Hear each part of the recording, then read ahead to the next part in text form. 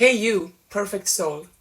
Do you want tips and tricks how to avoid the risk of spiritual abuse in your spiritual group? In my first video of 3, I talked about how to spot red flags and avoid groupthink in order to avoid groups with tendencies of misuse of power and trust. There are 2 more key factors to observe in order to create and maintain authenticity, respect and empowerment in your spiritual group. I will describe the second key factor in this video. I am Sophia and I want to offer some knowledge about group dynamics so that you can know how to create and maintain a healthy, energetic and authentic spiritual group. I have a PhD in sociology with 2 decades of different leadership positions, and I've spent a lot of time managing, facilitating or participating in groups of all kinds. The 3 main key factors are avoid groupthink, which I talked about in the first video, enable all 3 group roles, and ensure you maintain your own 2 group positions. I have talked about groupthink and be sure to check it out. In this group, I will specifically talk about enabling all 3 group roles.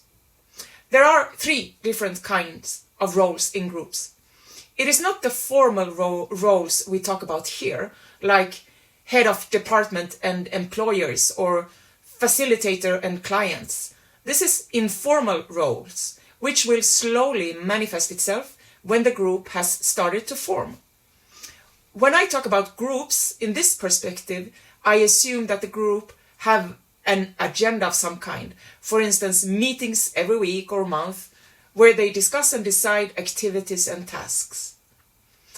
The 3 roles are characterized by 3 types of personality that can be extremely evident in group processes. These roles differ between each other when it comes to control, emotions and traditions. The 3 group roles are the structured members, the personal friends, and the rebellious participants. Every group benefits of consisting of all 3 roles, but in a certain dosage between them in order to thrive. The structured members focus on guidelines, agreements, structure, decisions, and implementation and similar formalities that exists in the group. We can call them group officers. They ensure that there is a framework for the group to function as a group.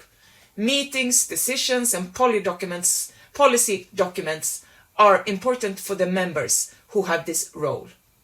This role ensures stability and structure for the group. But if these group officers dominate too much, the risk is high that the group culture will start to feel cold and mandatory, with a group system that becomes more and more rigid and inflexible. They want control and traditions, but avoid emotions.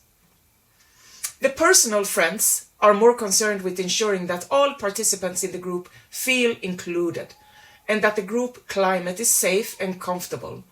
We can call them group aunties.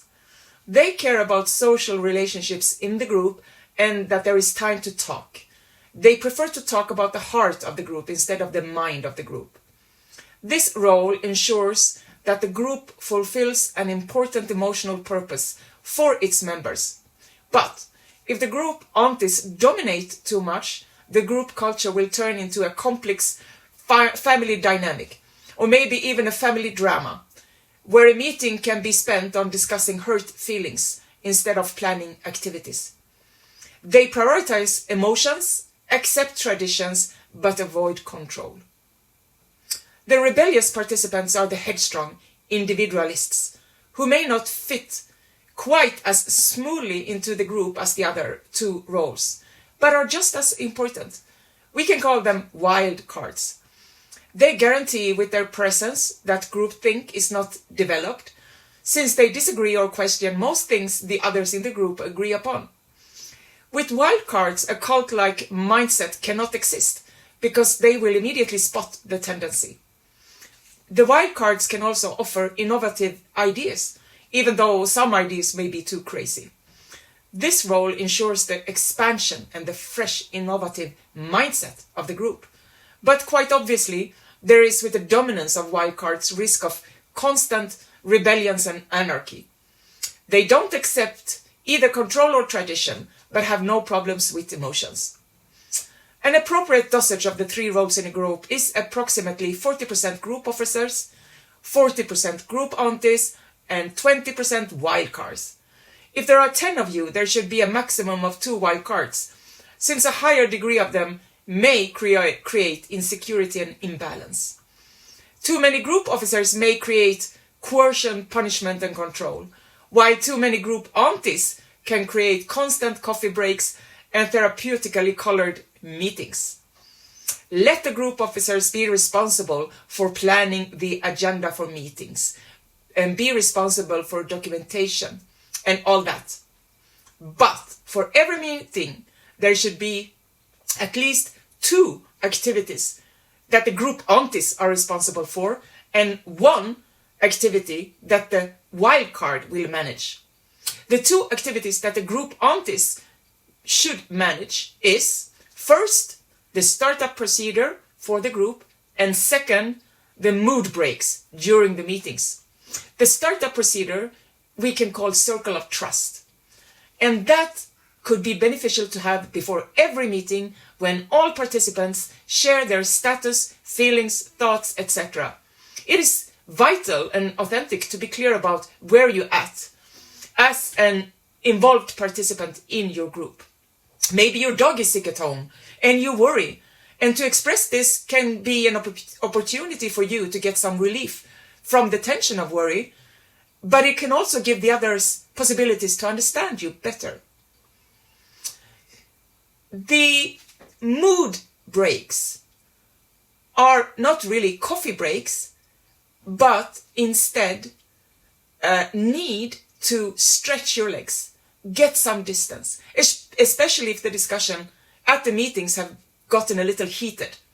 Just 5 minutes can charge and change the whole atmosphere, and group aunties are experts in managing mood breaks. Finally, the activity for the wild card is reflection time. Have the wild cards to be responsible for throw in any question, any feeling, any thought that all members should discuss. But there are important guidelines for the reflection time. The reflection time needs a firm time limit.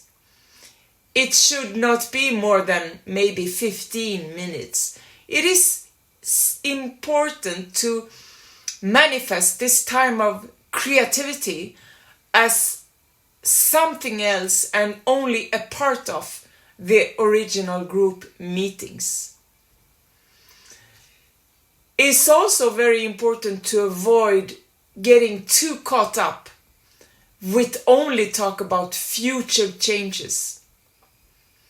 Also, it is important to decide that the ideas that the members want to discuss further from inspirations in the reflection time needs to be still in the next reflection time.